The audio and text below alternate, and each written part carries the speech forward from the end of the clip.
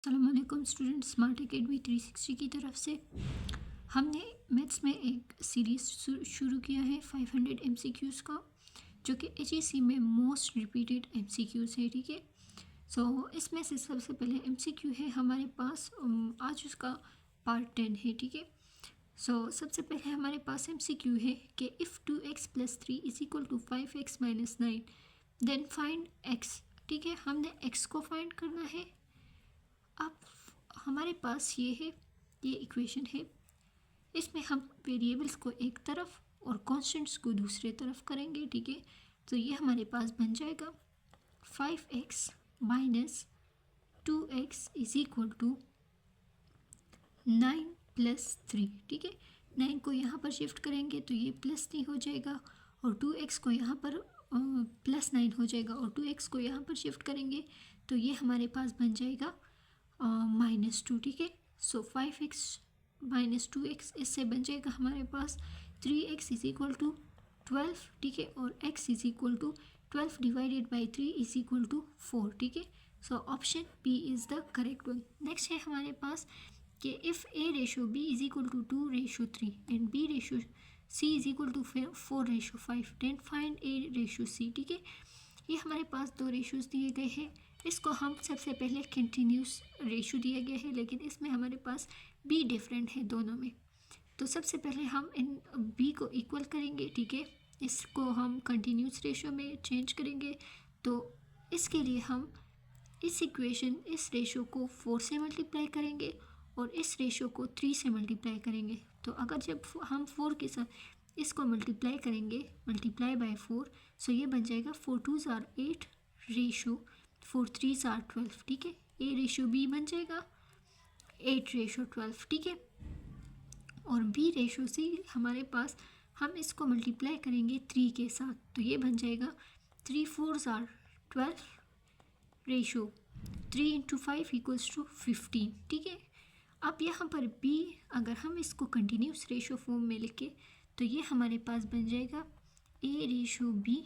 ठीक है, ratio c, तो ये बन जाएगा a हमारे पास है 8/12 और b हमारे पास, bc हमारे पास है 12/15। सो हमारे पास बन जाएगा 8/12/15, और a और c की जो रेशो है वो 8/15 बन जाएगा। ठीक है, so option B is the correct one.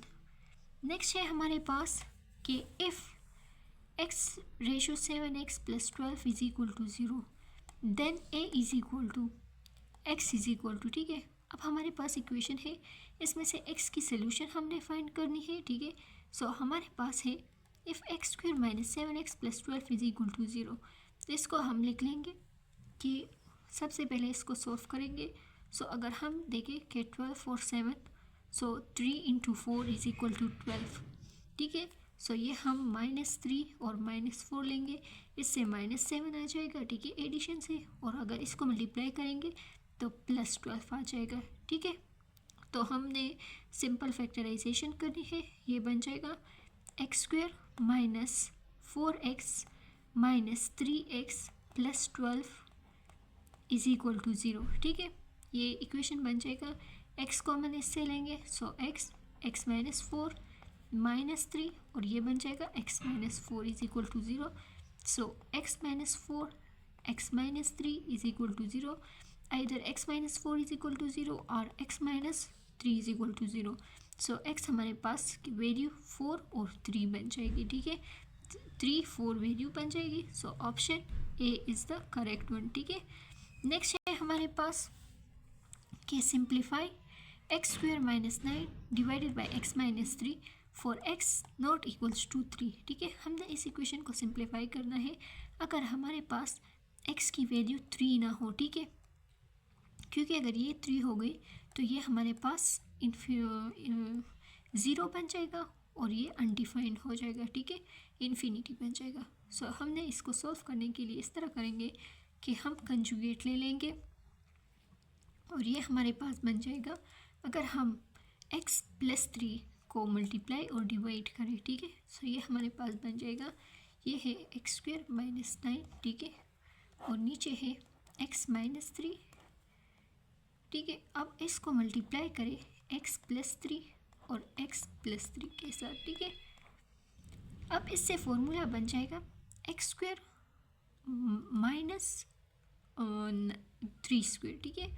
सो ये बन जाएगा हमारे पास x² माइनस 9 और x+3, ठीक है।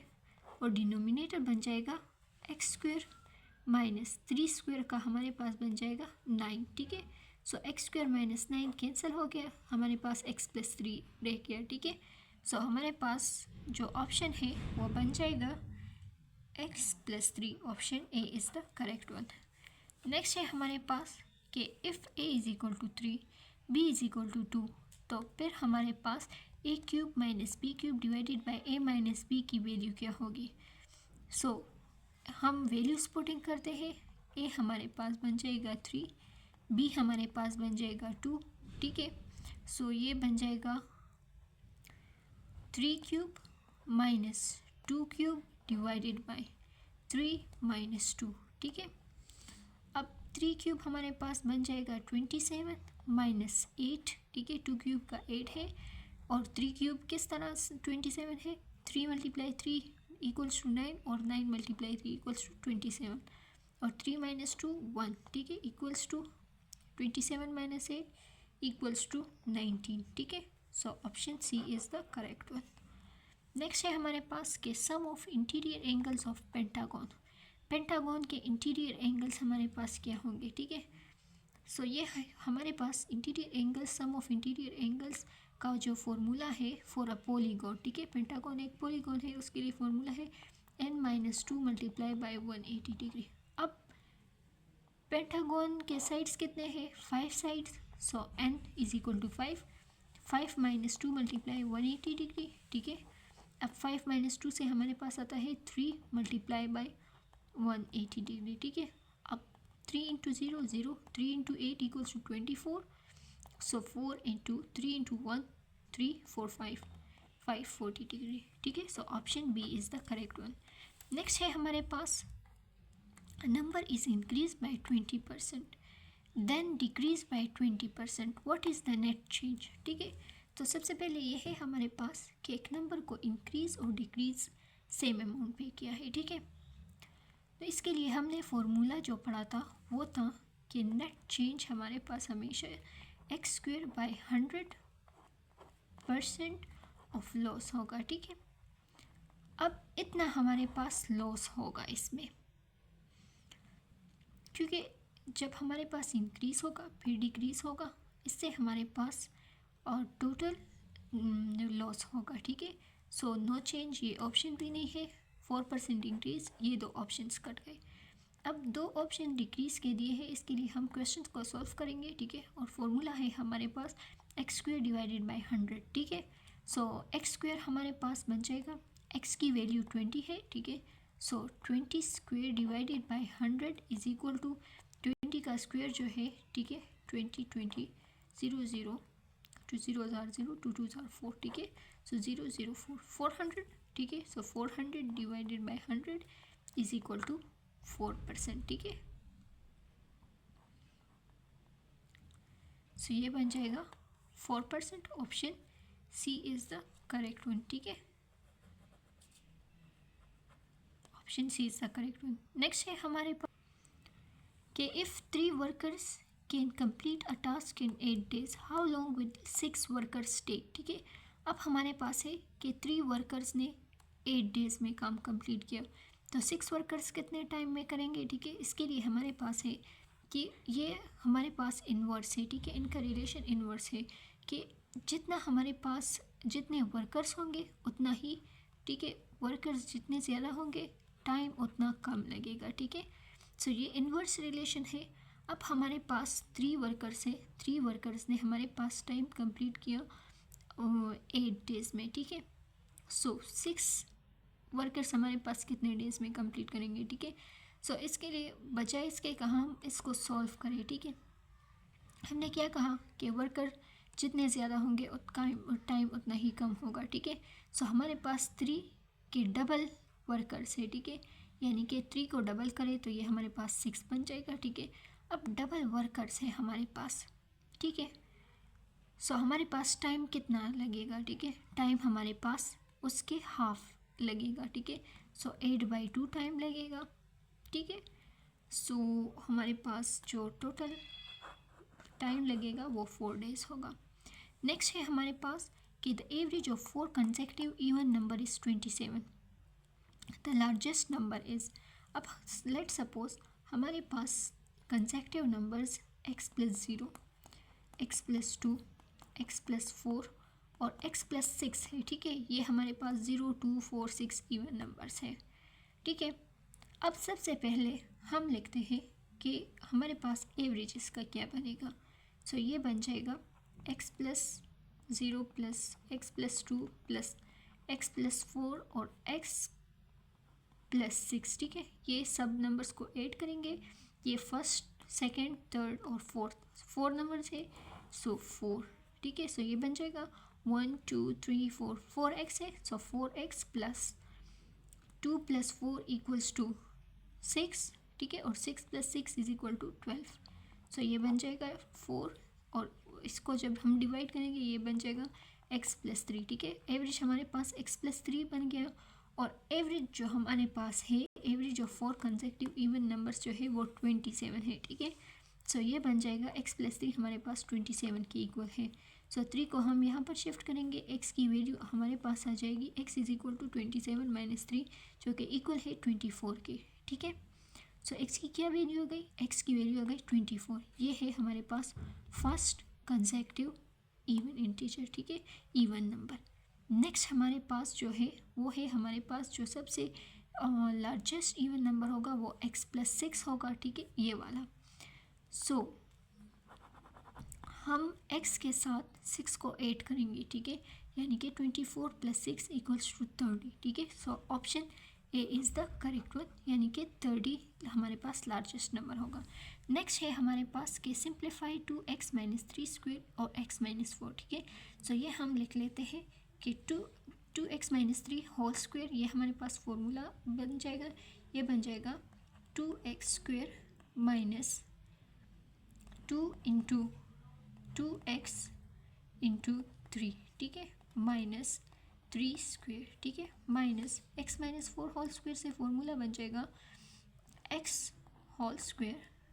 ठीक है, -2 × x × 2, ठीक है, प्लस 2², ठीक है।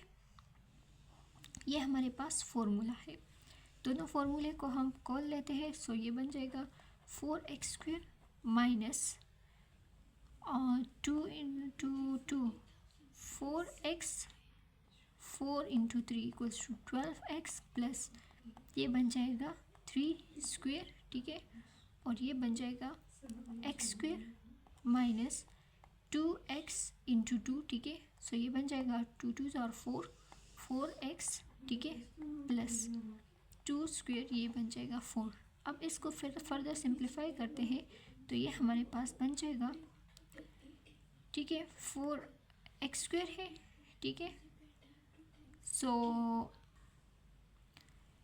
ये हो जाएगा 4x² - x², ये बन जाएगा 3x², ठीक है, और -12x - 4x ये बन जाएगा हमारे पास -x, ये प्लस हो जाएगा और ये माइनस हो जाएगा, ठीक है, साइन चेंज होगा क्योंकि माइनस मल्टीप्लाई होगा अंदर। सो -12x -4 से बन जाएगा और +4x से हमारे पास बन जाएगा -8x, ठीक है, और +9 से हमारे पास ये बन जाएगा +5, ठीक है। सो हमारे पास ऑप्शन आएगा 3x² - 8x + 5। नेक्स्ट है हमारे पास अगर x को हम इन दोनों से कॉमन ले सो ये बन जाएगा x 3x - 8 + 5, ठीक है। सो हमारे पास जो ऑप्शन इसके करीब करीब आता है x + 5, सो 3x इसमें ऑप्शन नहीं है। सो हमारे पास जो इससे इक्वेशन आता है वो है 3x² - 8x + 5, ठीक है। आज के लिए इतना ही काफ़ी, बाकी इंशाल्लाह ताला नेक्स्ट वीडियो में। Thank you.